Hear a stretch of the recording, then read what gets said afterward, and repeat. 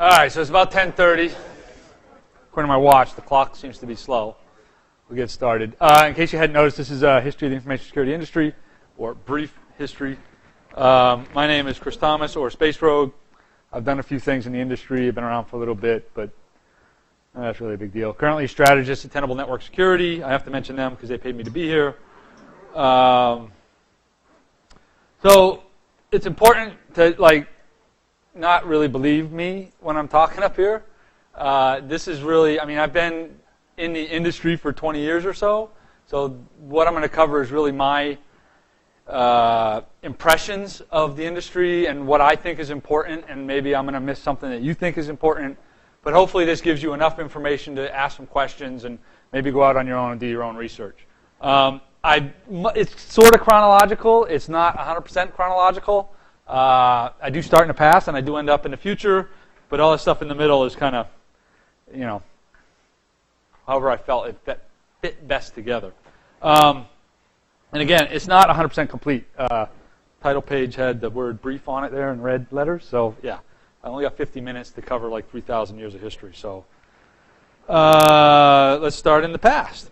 The information security industry as we know it doesn't really start until around 1980 or so, give or take. It doesn't really even get bigger for another decade after that to be measurable, I think. But as long as people have had information, they've looked for ways to store it and looked for ways to store that information away from other people, to keep secrets, if you will. Right? So once they started writing things down, they realized that they needed to keep information secure. But what good is the information if you can't share it is really the question that I ask.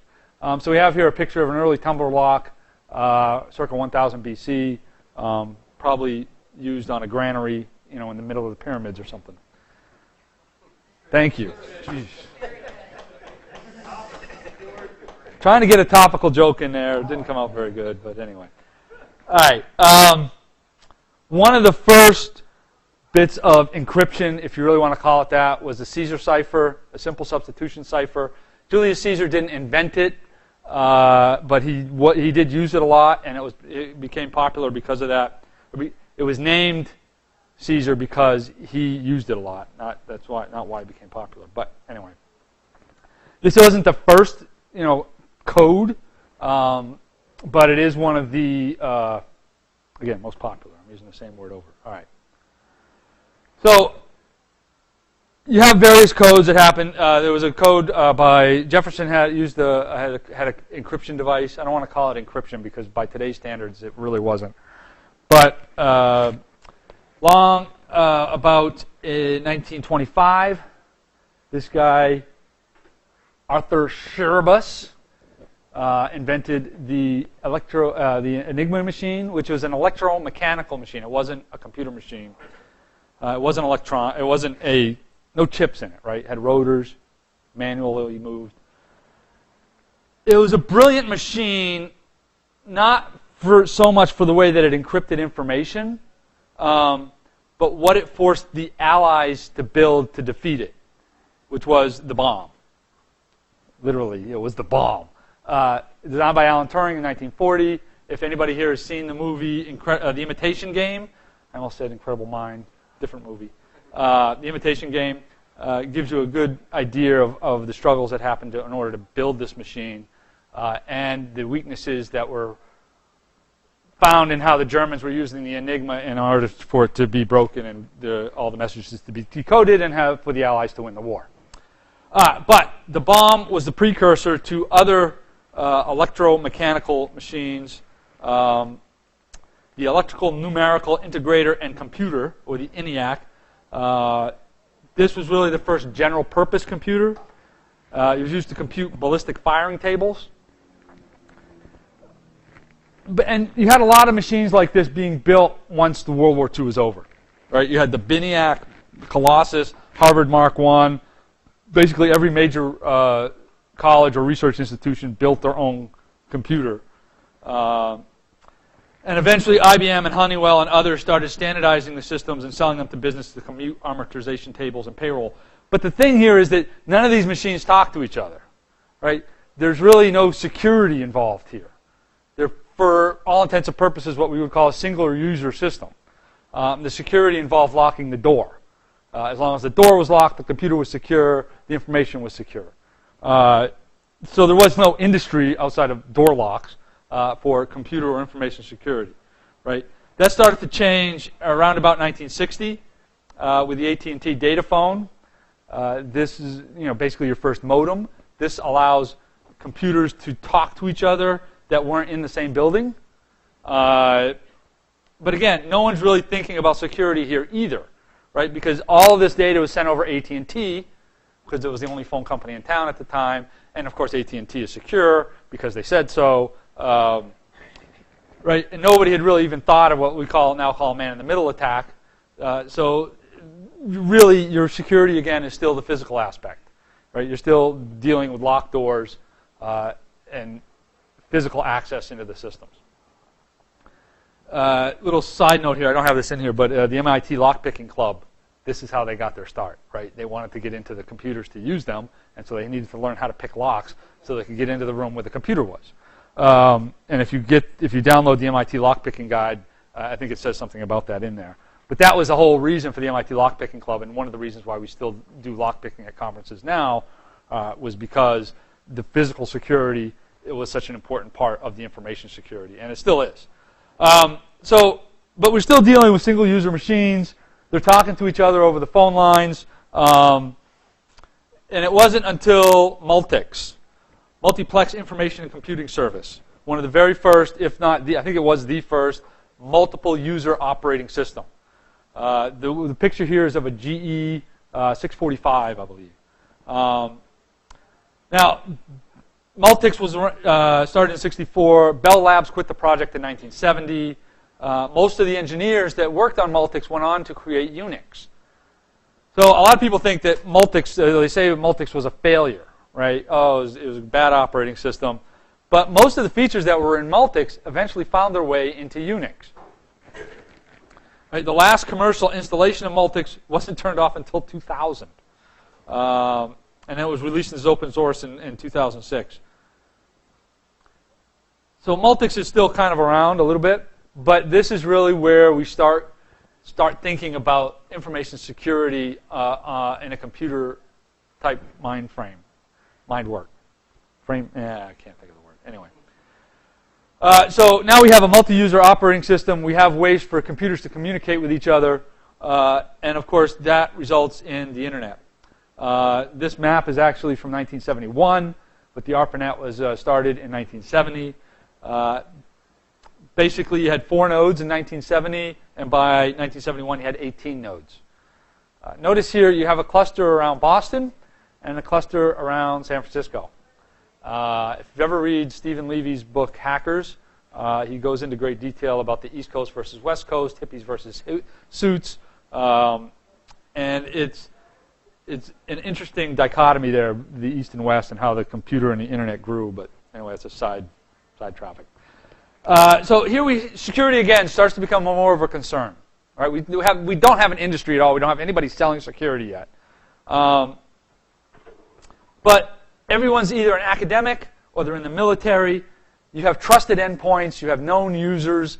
It's not really that big a deal, right? Because nobody's thinking about man-in-the-middle attacks. Nobody's thinking about all these other types of attacks that we have today because everybody knows everybody else on the internet. There's only 18 endpoints. Each endpoint maybe has, a dozen or 2 dozen users. You're not really concerned about bad guys intercepting your traffic. A lot of that starts to change in 1981 with the introduction of the IBM PC. It was introduced, retail price for the PC was $1,565. The Hayes modem, 300 baud. I don't know, some of you probably don't understand what a baud is, but it was slow. You download a web page now in a couple of seconds, and it's full of graphics and animations and all that. And you take one of those pictures and try to download it at 300 baud, it would take like an hour. But the Hayes Smart Modem retailed for $299. So here you have a complete computing system for under $2,000, basically very much affordable, comparably speaking. And shortly after this, you have Tandy, you have Atari, Apple, Commodore, et cetera, all quickly followed. and built their own computers, and you have the start of the personal computer industry. All right, so we've now jumped from 1000 BC to 1981, and we really haven't done any security stuff whatsoever. Industry-wise, right? Nobody's selling anything. That starts to change in the 70s. All right, so I see, not chronological. I was at 81, now I'm at 77. I want to say their names. Ron Rivest, Adi Shamir, and Leonard Adelman developed RSA security, building off the work of Whit Diffie and Hellman, and I forgot his first name. Anyway, the Diffie-Hellman key exchange. I'm sorry? Martin Hellman? Thank you very much. Those are important names. I want to make sure I get them out there.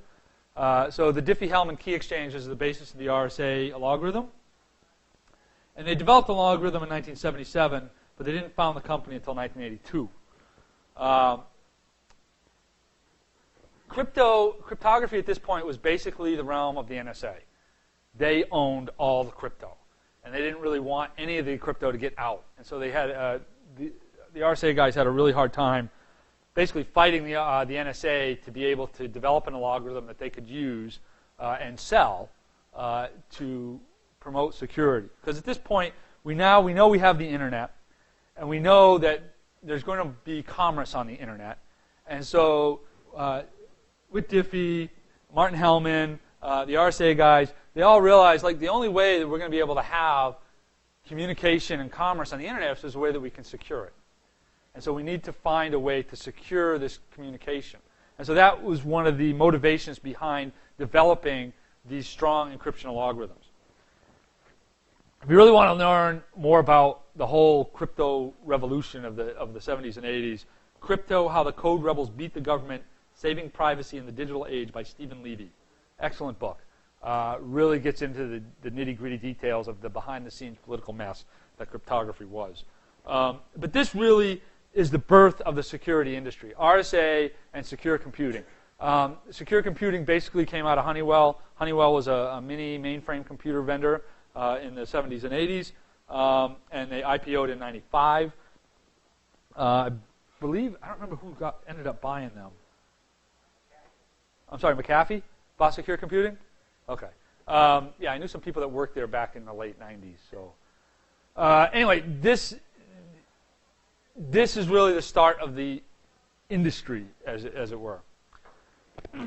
Yeah, Secure Computing was basically an NSA contractor. And it took them several years to morph from NSA contractor into a commercial product sector. All right, so let's back up a little bit more. Blue box, circa 1970. I mentioned the blue box because while it really has nothing to do with the industry, it does have a lot to do with the industry, which I know makes no sense. Basically, you have famously Steve Jobs and Steve Wozniak building blue boxes to sell them so that they can build Apple Computer, or use the money to build Apple Computer. But this also starts the phreaker movement. And this becomes more important later on, but your phreakers, people who explored the phone systems for fun mostly, I suppose there was some profit there, but people who explored the phone systems would later became your hackers. And then now with Wi-Fi and cellular, became your phreakers again. So it's kind of a full circle thing. And I'll bring this back up again in a minute. Another thing that's important to the industry, I think, 1983, War Games. This is a major movie to a lot of people who are in industry today. This motivated a lot of people to get started in computers and information security, although in the 80s we didn't call it information security, it was just computers. But a lot of people would not be where they are now without this movie. This movie is also one of the reasons for the Computer Fraud and Abuse Act of 1986. A lot of people thought this movie was inspired by Kevin Mitnick, when it's kind of actually the opposite. When Kevin Mitnick's prosecutor mentioned in his trial that Kevin could whistle into the phone and launch nuclear weapons, that was after this movie came out. And so the prosecutor probably got the idea of that from the movie, which, of course, is not true at all. Nobody can whistle into a modem, whistle modem tones into a phone. All right. Where am I? FRAC, 1985. was the first issue. But the most important issue is the Frac 49s, or one of the most important issues, Frac 49, Smashing the Stack for Fun and Profit by Alif 1, Elias Levy. This is really where you start seeing security information being broadly disseminated. There's no industry here, because up until this point, really, security information was a tightly held, closely knit secret among your major sysadmins at major universities and corporations. And they had special private mailing lists where if somebody found a bug, they would mail everybody and say, hey, I found a bug in this OS, but don't tell anybody else because I don't want anybody breaking my system. And it was all very tribal knowledge-y. And this sort of got the information outside the tribe into other people's hands. And was, again, a great motivation for a lot of people. There was a lot of papers that came after this. Buffer overflows for fun and profit comes to mind, that were directly inspired by this one, Smashing the Stack for Fun and Profit. The other thing that Frac did that was very important is that it created a community of freakers who have now sort of morphed into hackers, right? Because of the articles in Frac called the Frac World News, and all the technical topics that the e-zine covered, it wasn't just sharing of information. It gave the readers of the magazine sort of a sense of shared identity. Because you would read these news articles that were in the Frac World News about something happening across the country where a bulletin board system gets raided, or the phone company gets somebody else arrested for blue boxing or what have you, and it sort of brings a community together. Because by and large, most of the people who are reading Frac are doing so on their local bulletin board systems. Yes, there are some people who are abusing the phone system and dialing long distance and calling boards around the country. But for the most part, a lot of people are local, and they're not making these long-distance calls, and they're stuck on their local bulletin board systems. And they would get a copy of the Frac World of Frac and read it and sort of have that sense of community.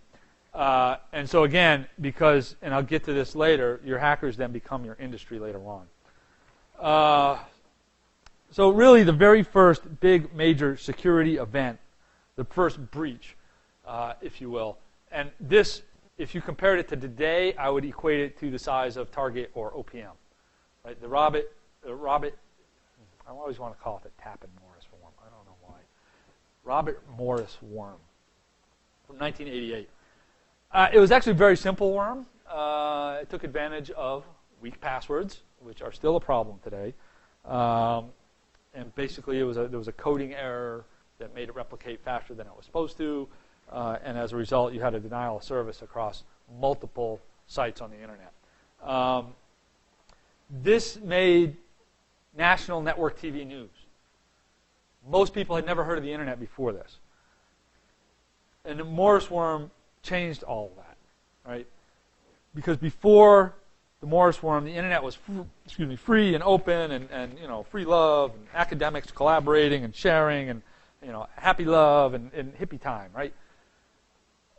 After the Morris worm, people realized, well, bad things can happen. We need to maybe close some things up, change our passwords, use better passwords, maybe have some other security measures in place. This really starts people thinking about security, especially when you compare in conjunction with, now this was 1988, the very next year, Clifford Stoll publishes his Cuckoo's Egg book.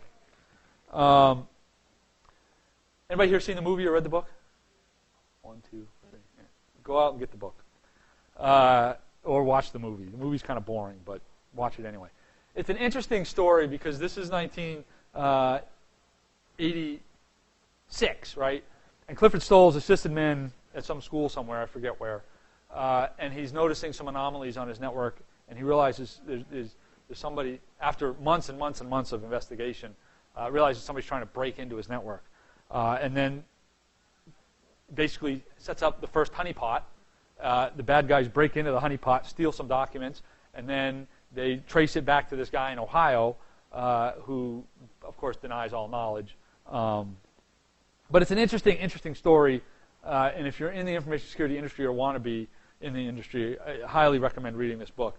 But again, you have, and also at the same time, I don't have a picture of them, but Bill Cheswick and Steve Bellevin were noticing a lot of attacks happening against their networks, and they were talking about them. And so it starts to become an awareness on the internet of what's going on that people hadn't realized before, or that's starting to go on, and that it isn't all peace, love, and understanding, and collaboration, and academia, and everybody loves everybody. That there is other stuff that's happening that's not good, and that people need to be aware of that. So that's all in the late 80s. Oh, I guess we're still in the late 80s. All right. But remember, we have the birth of the personal computer revolution in, 82, 83? 81 was PC, right? IBM PC in 1981. So by 1986, we have the first, well, it's debatable whether it's the first. Some say it was Creeper virus in 1971, which hit the PDP-10. Some say it was an Apple II virus called Elk Cloner that hit in 1982. But the brain virus was one of the really first widespread viruses. Hit the PC computing platform. But within a year after the brain virus, you had viruses on Amiga, which was the SCA virus, which I think was the first one. The Mac platform had a virus, Enver A or Enver B, I don't remember which one it was. That was in 1987. So shortly after you have the first major virus in PC land in 1986, you have the birth of the antivirus industry. So these bloodsuckers have been around for a very long time. 1987, McAfee, F-Secure in 88, Semantic antivirus from Macintosh in 89.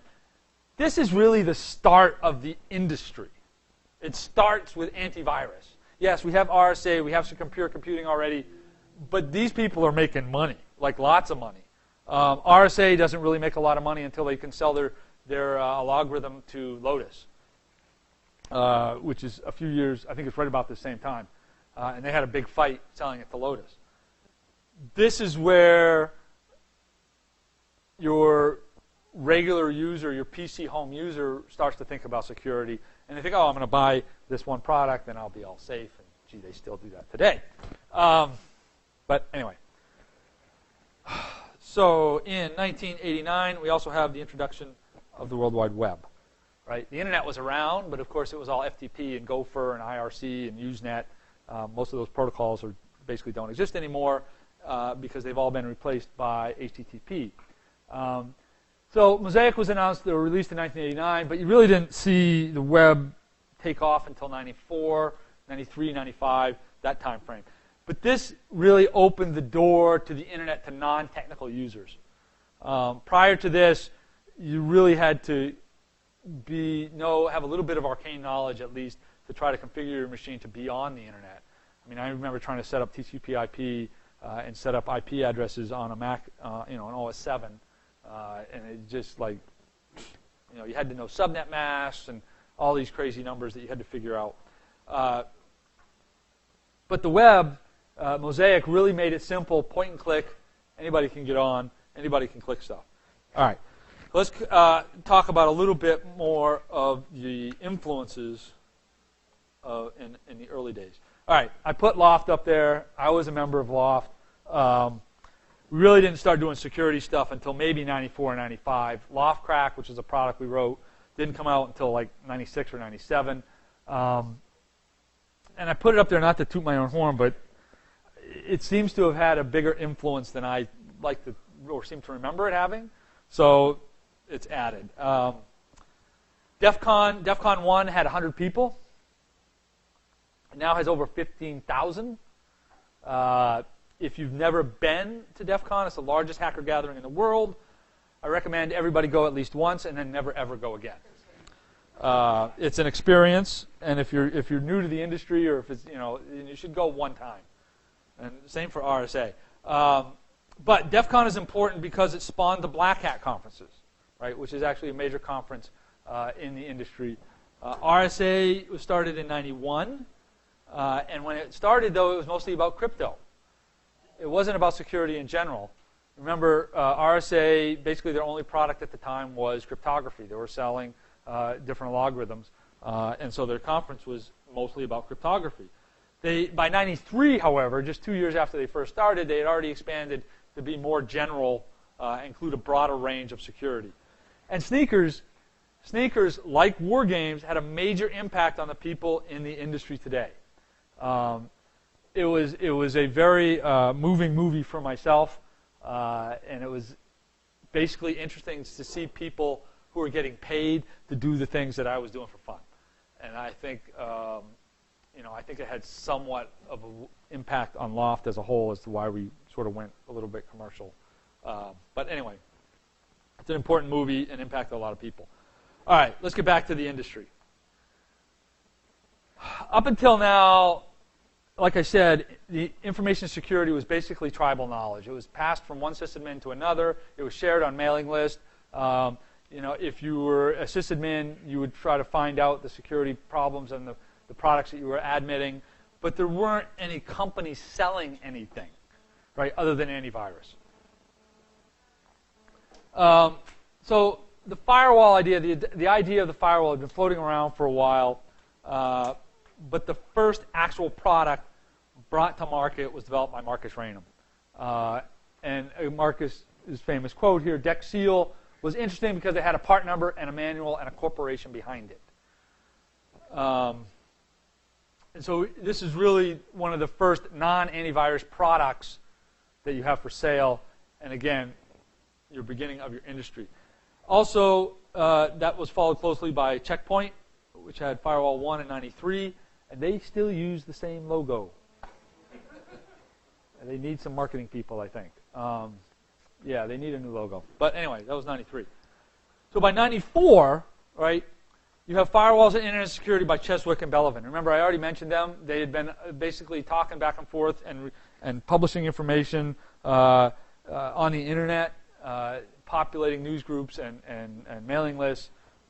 And these guys were, this was a really important book because, again, it really got people to think about security and like, oh, I really need to do something about this because I'm on the Internet now, and there are other people than just academics and military people here. So, maybe I actually need to do something. So this was an important book and helped, again, motivate the industry. Kevin Mitnick, 95. 95 was a big year. A lot of stuff happened in 95. Satan. Satan was huge. It was released by Dan Farmer and, I can't pronounce his name, West Venema. Did I get that right? Close enough. It was cutting edge at the time, but it was really just a vulnerability scanner. Right? It's a basic, simple vulnerability scanner. It had a cool name, Security Administrative Tool for Analyzing Networks. Press picked up on this a lot, mostly because of the name, I think, and the fact that it was called Satan. I think people underestimate the importance of having a good name when it comes to marketing your product. It scared people. Satan really scared people. They got threats from the DOJ, Department of Justice, but it was an important tool to have come out because it didn't really come out from a company, right? But what did come out from a company was VeriSign, which was spun off from RSA. VeriSign is important because they were selling SSL certs, right? Certificate IDs. By 96, everyone was using VeriSign IDs. Netscape, Visa, AOL, IBM, Microsoft, they all had products, certs from VeriSign. Of course, we now know SSL is hopelessly broken. But at the time, it was important. 95 again, Netscape Navigator comes out. And it supports SSL. This is what helped VeriSign sell so many certs. You have the NSF lifting its prohibition on commercial activity on the Internet. If this had never happened, we wouldn't have Amazon, right? Because right after they did that, Amazon and eBay, or Auction Web, was founded. And so now we have credit card numbers on the Internet. And if that didn't help this industry, I don't know what did. Also in the late 90s, we have a bunch of laws that get passed. HIPAA, COPA, DMCA, Health Information Privacy Accountability. Did I spell that right? There's not. I can never remember if it's two P's or two A's. And I know it's really bad form to get it wrong. COPA, Child Online, Privacy and Protection Act, and Digital Millennium Copyright Act. And the New York Times was defaced in 1999. Hacking for Girlies. I liked this defacement. This was awesome. Has a cool graphic, right? It has awesome notes in the HTML. If you read the HTML, there was actually a message behind it. It wasn't just defacement for the sake of defacing. Really, every defacement group should hire an artist, I think. But anyway. The other things that happened in the late 90s was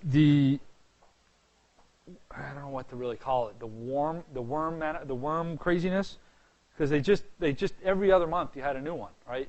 I got a few of them up here: Melissa, I Love You, Code Red, Nimda, Blaster, Sasser, My Doom, and this is just a small sample. Like every other week, it seemed like there was another big worm that was coming out that was taking down massive networks due to denial of services and interrupting important systems. And antivirus, of course, could do nothing about this because they're a bunch of shills. But these guys are important, and I think I have these later on because they force some other big companies to do some stuff, and we'll get to that in another slide. Major impact on the industry, Y2K. Which people think, Y2K, that has nothing to do with security.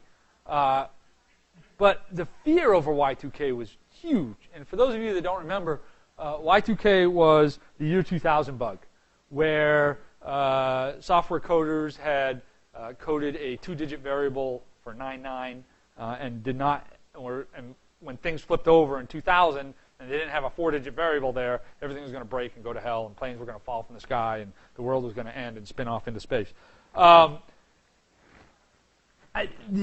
Whether or not the problem was real or as big as it was feared, the fear was real. The fear was huge. I remember in Somerville, Massachusetts, they were afraid that the stoplights would stop working. Whether or not they actually had a date function in them or not, I don't see why they would, but they started putting stop signs up at every 4-way intersection because they were afraid that people were going to just forget how to stop. But yeah, the fear over Y2K was huge. And the fear helped fuel the InfoSec industry because you had a lot of money going into technology at the time. And so while people are fixing this Y2K bug, they're also implementing security fixes. And as a result, in the early 2000s, you have a plethora of internet security companies that get founded. All of these companies are founded between the end of 1999, between 1999 and the end of 2000. And there's probably another dozen on here that I've forgotten about. You basically had the dot-com bubble and Y2K at the same time.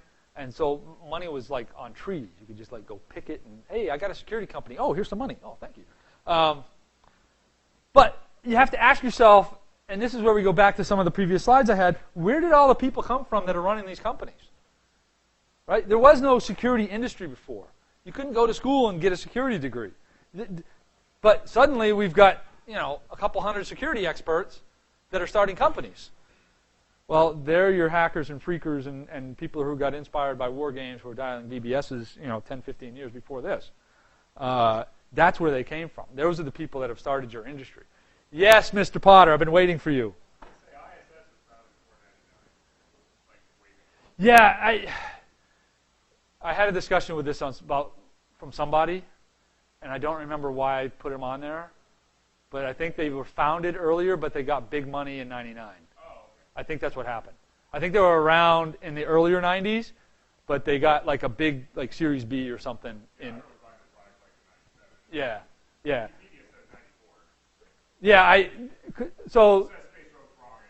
No, please. So I built this deck 6 months ago. That explains it. Yeah. 6 months, history changes. No, and I asked a bunch of people, if you read my Twitter, which you don't, obviously. I asked a bunch of people what companies they remember, and somebody said ISS. I'm like, they didn't count then. And then they gave me a big, long explanation, and I looked it up, and it checked out. So, all right, you can take them off. I'll edit the slide right now. I'll remove it.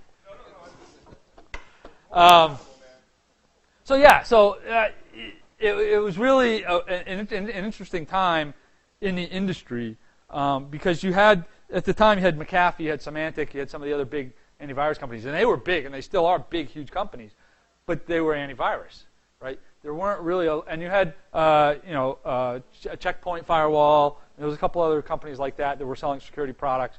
But in 99, 2000, it was like a bomb went off, and boom, spread security companies all over the place, which is kind of what's happening today, right? You have the same sort of, I don't want to call it a bubble because the New York Times said it wasn't a bubble. But all the people that are populating these companies have been around for a while, and they had cut their teeth on bulletin board systems and whatnot. All right, so I wonder if anybody else remembers this political cartoon. Nobody? Anybody? This says Mafia Boy. Does that help? It doesn't help. So his name actually isn't Mafia Boy. His real name is Michael Calce, and he's from Quebec. And in early February of 2000, he launched DDoS attacks against Amazon and eBay and Yahoo and CNN and Dell and E-Trade and 9 of the 13 DNS root servers. He caused a lot of stuff to go down and become unavailable. He supposedly caused $1.2 billion in damage, global economic damages, right? And they caught him because he bragged about it on IRC. So yeah, don't brag about stuff on IRC. He was arrested about 15 years ago. He got 8 months in juvie. Oh, and a year of probation because he was in Canada. If he was in the U.S., he would have got the electric chair. But yeah. But he's had a pretty successful career since then, and he's rather well known in Canada. But the importance here is that again when was this? This was 2000. So we've just come off Y2K. We've just come off all this money put into the internet and these other companies, and he goes and takes down half the internet basically. Yeah, he failed. He should have done the whole thing. But anyway. Again, so we have awareness rising again. We have more money being put into security. We have the industry sort of, the bubble being perpetuated beyond January 1st, 2000. And of course, it crashed shortly thereafter that, and the industry consolidated dramatically. But also what happened in the early 2000s, by January 2002, you have the trustworthy computing memo from Bill Gates. Very, very important memo. Remember I listed all these worms? Blaster, MyDoom, Sasser, Code Red. They were coming out one after the other, after the other, after the other, and basically giving Microsoft a really bad amount of press. And Bill Gates finally, in January 2002, said, enough, we're going to change the organization of the company, and security is going to become number one. And so the memo indicated a shift change with inside Microsoft. Patch Tuesday begins 3 years later in July of 2005. Which was, again, another big momentous thing for the industry because now you have a company who's going out of its way to patch stuff it's already sold for no more additional money, other than future purchases. And I think that's what Microsoft was trying to do here, was protect its future purchases, as opposed to not worrying about past purchases. I think that they got an earful from some of their bigger customers saying, look, if you are not going to stand behind the stuff that we're buying, maybe we're not going to buy it anymore. Although, I don't know what else they would have bought, because there really wasn't anything else they could buy. Other big thing that happened in the early 2000s was PCI, the Payment Card Industry Data Security Standard. It really began as 5 separate standards, but PCI has done more to increase the basic security level of organizations than any other initiative, and has created an entire sub-industry of auditors. Right? You have now entire companies whose sole job it is to do PCI audits.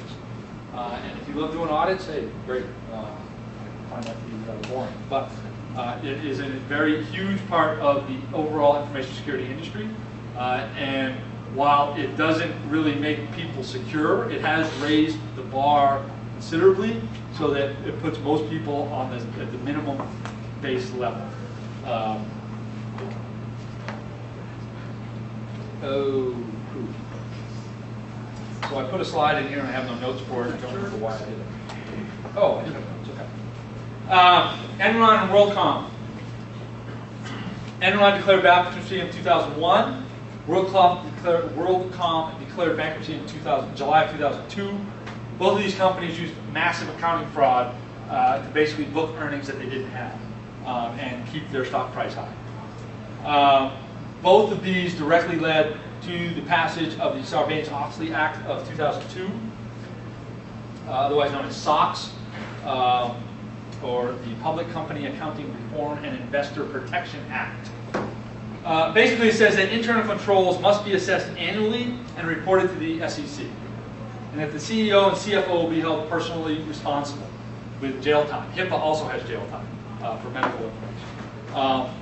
And so this sort of means that companies now have to look at security as a little bit more of an important aspect because the security controls that they have in place have to be assessed every year.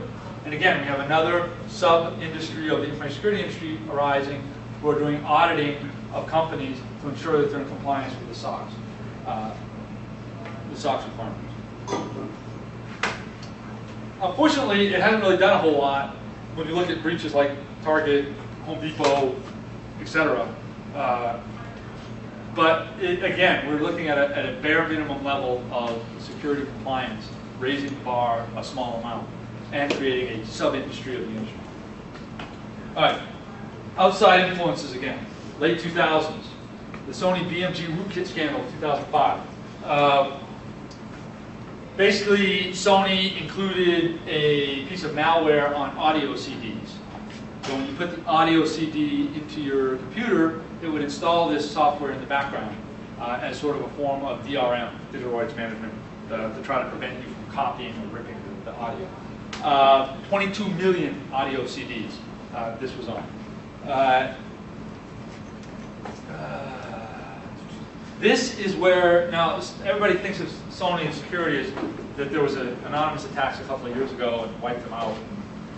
Attacks on Sony began 10 years ago with the Sony BMG rootkit. People have been in and out of their network ever since. And to think that it was all Korea, no. But this is really, the Sony BMG rootkit was really the first indication that your vendor could introduce bad security into your environment. Sammy Worm, 2005. Sammy Kamkar. He's actually pretty well known now. The guy's a pretty smart guy. I think he was. He had some probation, I think, where he couldn't touch a computer for a while, and now he's like defeating physical security things like motion detectors on doors and stuff. But anyway, the Sammy Worm in 2005 said to be the fastest spread virus of all time. It's really just a cross-site scripting bug. Right? It flashed a message saying, "Sammy is my hero," and then made you his friend. He amassed over 1 million friends in less than 20 hours. For those of you that don't remember MySpace, it was the Facebook of its day. Just put it that way. It's still around, I think. You can still go to MySpace.com. And cross-site scripting is still one of the top 10 vulnerabilities that impact companies now. We still haven't fixed it. Anonymous. I don't know what to say about these guys. They were founded in 2003, target circumstance in 2008, gave rise to Lulzsec Node by 2010. Anonymous, in my opinion, isn't really that big of a threat, but they've scared a lot of people. And they've made a lot of people spend a lot of money on security. And there are a lot of people using the anonymous name or operating underneath the anonymous name that aren't really quote anonymous.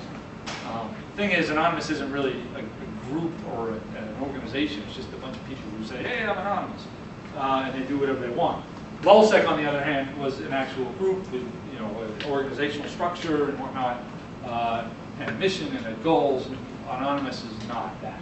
There are still people now today who are running around claiming to be anonymous, but they don't have the same fear that they had 5 years ago.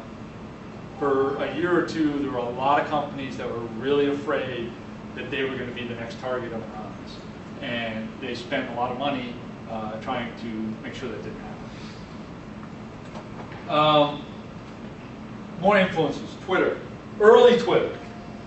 Early Twitter was awesome. Just like early everything, I guess. But both of these events, Twitter and BSides, sort of helped ferment as Heidi was saying this morning, the community of information security. And that community, of course, works in the industry. And it's not just a few lone companies with products or individuals or admins with various skills. You actually have people sharing knowledge and communicating with each other because of both of these items. And I think if without Twitter and without BSides, you would end up with silos of corporations that don't talk or communicate outside themselves. And you would have, it would still be an industry, but it wouldn't be the community-driven industry we have now. Then we get some of the mega breaches. TJ Maxx, Heartland, lots and lots of credit cards. We can add, I think I have them on here later, but we have modern day, more modern day. More recent breaches such as Target and Home Depot. These massive breaches of credit cards show not only an evolution of the industry, but also an evolution of the attacker. They're really trying to monetize.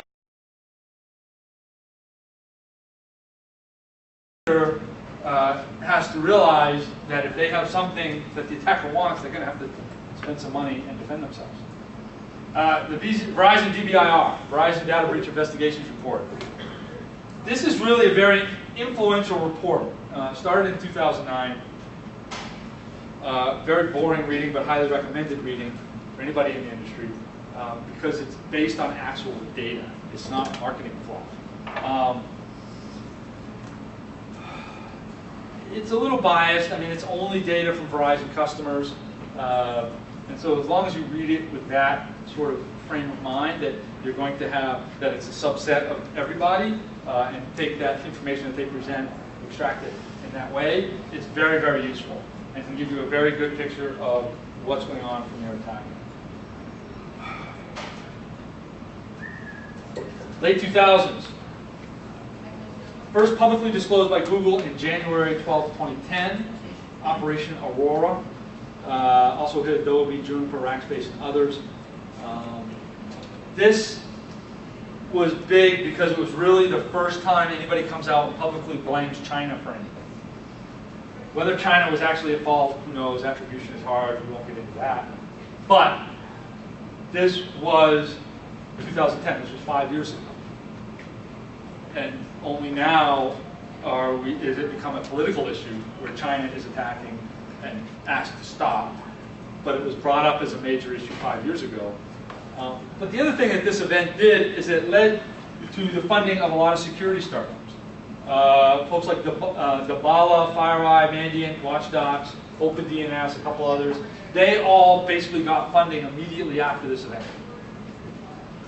And so you had another round of startups. Stuxnet.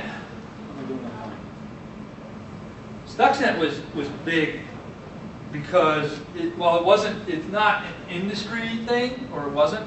It was a government thing, an espionage thing. It was discovered in 2010. Stuxnet was, for those of you that don't know, was targeted at Iran and their uranium enrichment machines, and was designed to either slow the machines down or give false readings so that the scientists who were working the machines thought they were broken and replaced them, or basically delay their progress. And it was discovered in 2010. It's still not completely understood yet, even now. In addition to Stuxnet, we also found Flame and a couple other ones. But this was state-of-the-art in 2005. Now, parts of Stuxnet are very elegant and svelte and awesome and a beauty to behold coding-wise. Other parts are not. Very kludgy, slapped together. But the fact that this was discovered in 2010, and you know it took a long time to develop, and it was probably state-of-the-art in 2005, you really have to wonder what governments are doing today, or what type of malware and stuff that they're using now. Because I know this isn't a one-off operation, and they got discovered and said, oh, let's close up shop, we're not doing this anymore. Yeah, that's not happening. All right. Rise of the APT, the Mandiant Report, in February of 2013. Another watershed moment in the industry. We had accusations against China before, but now we have a lot more detail 3 years later in the fact that China is much more organized than we believe, that it is probably nation-state sponsored. They actually come out and identify a specific military unit, and now we have the term APT to affect everybody's marketing materials. So as far as RSA is concerned, we still don't really know exactly what at RSA was compromised. They started replacing tokens in 2011 after an attack on Lockheed Martin that may have been related. And then, of course, SOPA, 2011-2012, Preventing Real Online Threats to Economic Creativity and Theft of Intellectual Property Act. They're missing some letters in their acronym. This resulted in massive online protests, DDoS attacks against supporter websites. A lot of other websites that support or were against it turned their websites black, and of course the bill was defeated. Unfortunately, they just keep trying in DC over and over again. So now we have CISA, which was recently passed. But this sort of woke up government and industry that the individual or the user was not going to sit around and do nothing. At least that's what they thought at the time. Of course, you get beat over the head enough times, and you just try to cover it up, right? So that's how they got the system. Anyway, Snowden, June 2013. Love him or hate him, like patriot or hero or traitor, this guy has done more to promote information security than anyone else probably in the last 5 or 10 years. He basically gave a face to the insider threat. But he also fostered further distrust of government and crypto standards, and it really set the stage for the crypto war 2.0, which is currently being fought, waged, debated, or whatever word you want to use. Yeah. 2010, more big breaches. Target, Home Depot, there were a couple other ones around at the same time. The reason these are important, in addition to the previous ones, is that this is really the first time that a CIO or CEO was fired over security issues. This was the second breach for Home Depot. Their first breach was in 2011. And LulzSec, yeah, LulzSec was the, so like I mentioned, Sony had been, people have been in and out of Sony for like 10 years. LulzSec had been defacing their property left and right since 2010, but now suddenly it's North Korea. But these three events really, since they happened so quickly, one right after the other, they really helped increase mainstream visibility, and they forced the president to say something and issue his executive orders. And the result, of course, was Congress felt that they had to act, and that's how we got CISA. Also in 2010s, we have the, mark your calendar. This was 2014. Rise of the vulnerability logo. In some cases, I think there was a theme. But this is the year that vulnerabilities got their own logos and became marketing vehicles, right, for companies that exposed them. 15 years ago, when I was finding vulnerabilities, this was unheard of. And this was really a big turn of events, at least in my mind, of what vulnerability information means and what can be done with it. A lot of these bugs had been around for years. They'd existed in the code for 5, 10, 15 years, and nobody saw them. It kind of makes you wonder what else is out there. What else is in the code that we use every single day that runs the internet, that protects our credit cards, that is being exploited already and we don't even know about it. All right, the big one, OPM, Office of Personnel Management. I don't remember how many billions of records or zillions of records they lost. It was a lot. This impact of this breach has not been fully felt yet. It is still ongoing. It is massive inside the government. I forget her name. They fired her. She was the head of the OPM. No government agency wants to be the next OPM. They are running super scared right now. And you can basically walk into any agency, and if they have any budget, they will buy whatever security products you have. It's not that easy, but it seems that way sometimes. This is, the fallout from this is still being felt and will be felt for the next couple of years. And if there's another breach anywhere near their size in the near future, that's going to be very scary. Another sub-industry. I talked about vulnerabilities with logos. As a result, we have companies dealing with vulnerabilities. Again, 10 years ago, this would have been unthinkable. Even dealing anything at all, charging money of any sort for vulnerability information was considered completely unethical. 10 years later, that has changed. Now we have bug bounties. Now we have people buying and selling 0 days. It's an entire sub-industry within the industry. This really started to gain legitimacy in 2010 with Google bug bounties. And of course, I don't know if you know who she is. This is Katie Monsoris. She used to work at Microsoft. She was very instrumental in getting Microsoft to pay out for bugs, because prior to her efforts, they were like, no way, we're never paying a dime. And they're now one of the biggest contributors to bug bounties. She's now a CE something at HackerOne, where they basically run your bug bounty program for you. So we still have some notable holdouts in the bug bounty arena. Apple and Oracle come to mind. But this is now an entire sub-industry of the information security industry. Like the bug bounties and the buying and selling of vulnerability information.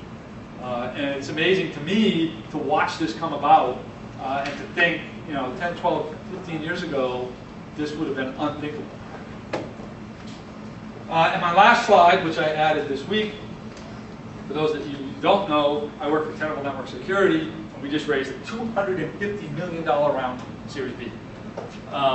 I put that in there not to pimp my company, but this is the record amount ever raised by a security company. Previous record was $225 million by a company called AirWatch in 2013. They were later bought by VMware, which wasn't even InfoSec. It was a mobility management platform. But this $250 million is an obscene amount of money.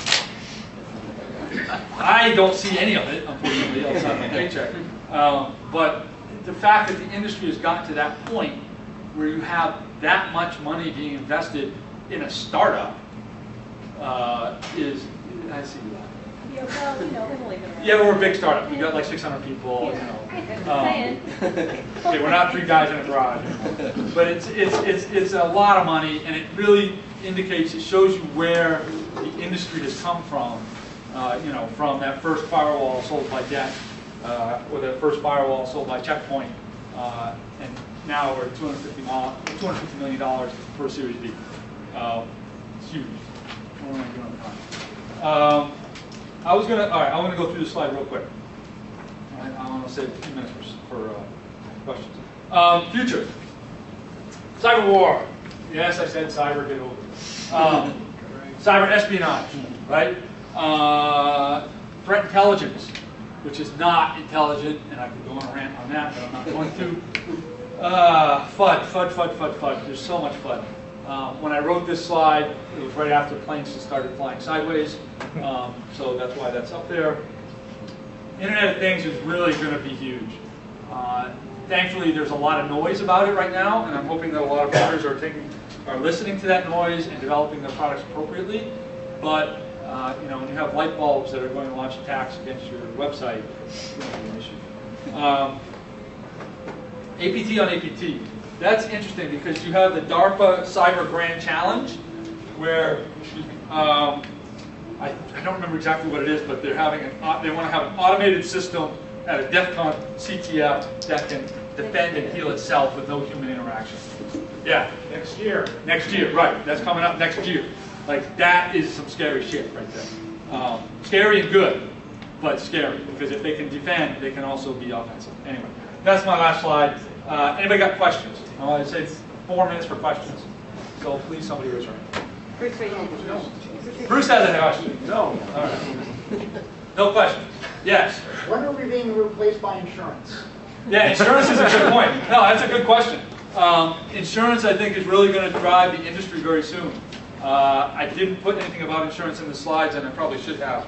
But you're definitely going to see, you have cyber insurance now, and you have insurance companies who basically try to weasel out, I don't want to say weasel, because they wrote the contract, but if you don't have all your I's dotted and all your T's crossed, they're going to be like, oh, you didn't implement this one control, we're not paying you for this breach. Or, oh, free credit monitoring wasn't covered in the terms of the agreement, so we're not covering the breach. But the insurance aspect is going to become big, especially with self-driving cars. Yeah. How is SSL obviously broken? How is what? SSL obviously broken? Yeah. Hopelessly broken. There's a lot of big words around SSL being broken, so I'm a little worried about going to Amazon and buying something right now. Yeah, but you're only limited to $50. What's your problem? What's what I'm It's not your liability. SSL, it's not SSL that's broken, it's the certs that go with the SSL and the issuing of the certs, right? Because you, what was the big scandal where Google found a cert issuing company? Symantec. Symantec, thank you. Turns out Symantec. Yeah, of course it's Symantec. Well, they got their start in antivirus, right? So yeah, it's not SSL, the protocol that's broken, it's the infrastructure that surrounds it. Sorry, folks. Any other questions? All right, I don't know what the next talk is, but I assume it starts here in a few minutes.